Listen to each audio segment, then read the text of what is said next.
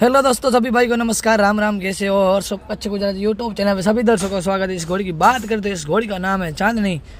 और भ्रम की बात करें तो राव गाँव वागड़ से, और सवार की बात करें तो धवल सिंह भाई।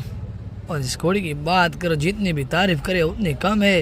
काफ़ी अपना बढ़िया नाम किया है इस घोड़ी ने। नवसारी रेस में भी अपना नाम रख चुकी है और ड्रंग रेस में भी अपना नाम रख चुकी है। काफ़ी रेसे में अपना नाम रख चुकी है ये घोड़ी, और अभी चल रही है घोड़ी की प्रैक्टिस।